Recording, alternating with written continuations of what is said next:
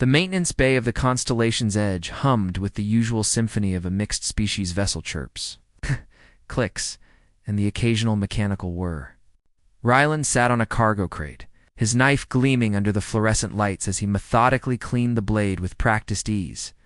The motion was meditative, almost ritualistic, something he'd done 1,000 times before. Olivia worked nearby, recalibrating a navigation console, her fingers dancing across the holographic interface. She glanced over at her human partner, a small smile tugging at her lips. In the 6 months they'd served together on this diplomatic vessel, she'd learned that Ryland had his quirks, and this knife-cleaning ritual was one of them. "You humans and your archaic weapons," chirped Zixthar. The ship's Valorian engineer, his crystalline eyes refracting the overhead lights. The insectoid alien approached, mandibles clicking with curiosity. In an age of plasma weapons and particle disruptors, why cling to sharpened metal?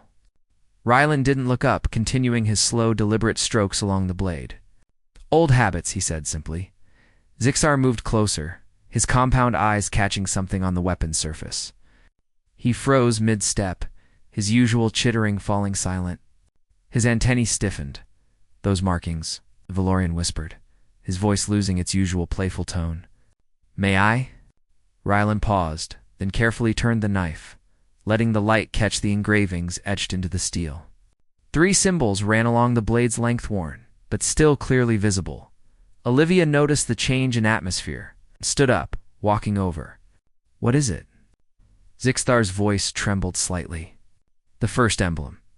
That's the siege of Kepler Station, isn't it? When humanity held against the Korthak swarm for 73 days with a garrison of only 200 soldiers?" Ryland nodded slowly. 207. "My grandfather was there." The engineer's breathing quickened. "The histories say the Korthak sent 40,000 warriors. They expected to take the station in hours. Instead," he trailed off, his eyes fixed on the blade. "Instead, they left with nothing," Olivia finished quietly. She'd heard the stories, but seeing the emblem here, on this simple knife, made them suddenly real. Zixthar's claw pointed to the second symbol, a mountain surrounded by stars. "And this is Olympus Mons defense. The Battle of Mars." His voice carried a mix of awe and something else. "Fear? Respect? My people studied that engagement at the War Academy. It's considered impossible.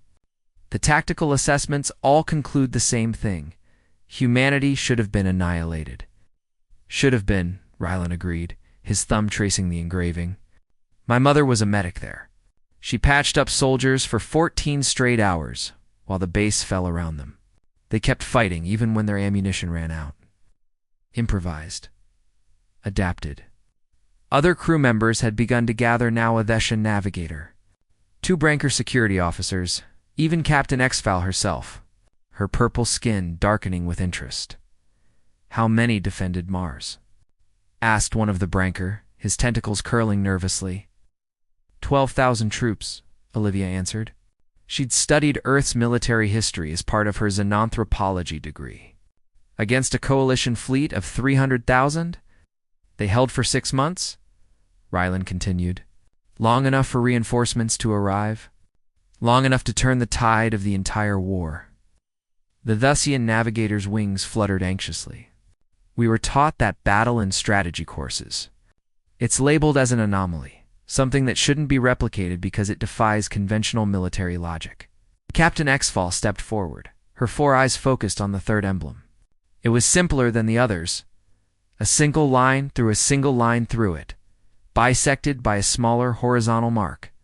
And this final one? The maintenance bay had gone completely silent. Ryland's expression hardened. Earth. The symbol means Earth.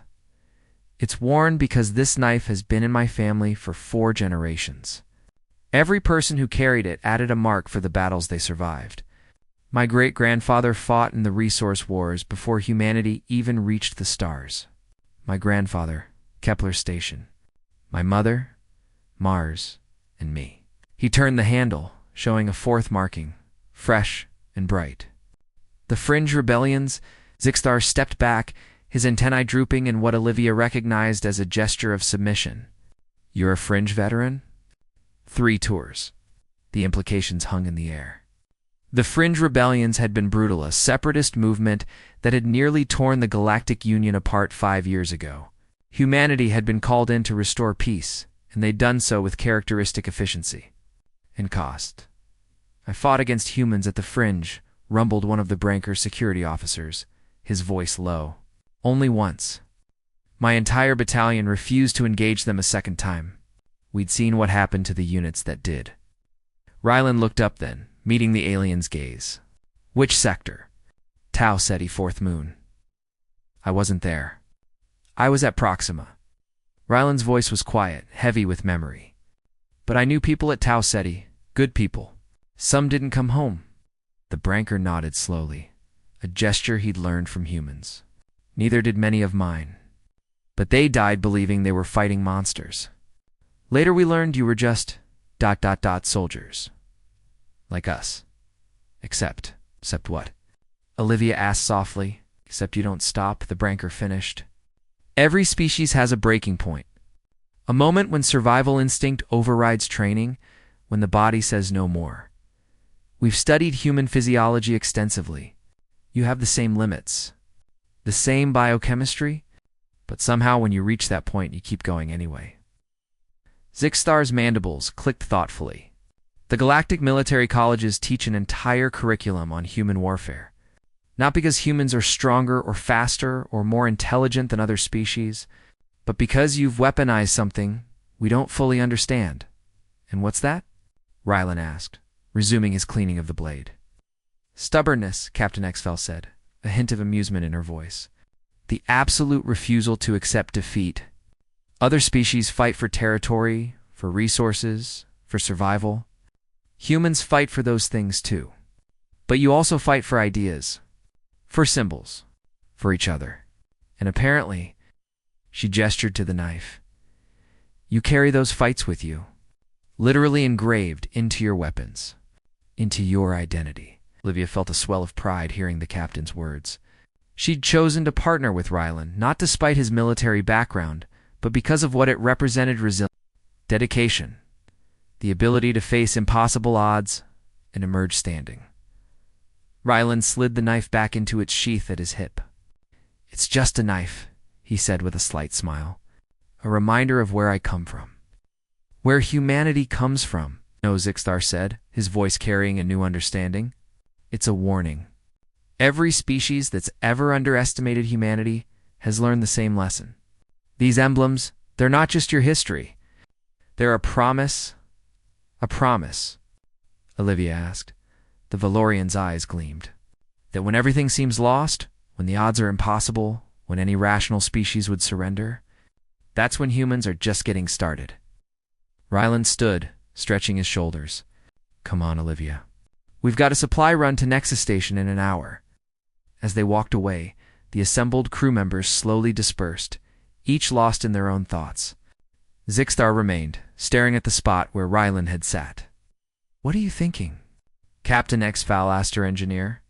I'm thinking, Zixtar replied slowly, that I'm very glad humans are our allies. And I'm thinking that knife has room for more emblems. The captain's expression darkened. Let's hope it never needs them. But as she watched Rylan and Olivia disappear down the corridor, she couldn't shake the feeling that before this voyage was over, that ancient blade might tell one more story. Because in her experience, when humans carried weapons with that much history, they usually ended up making more.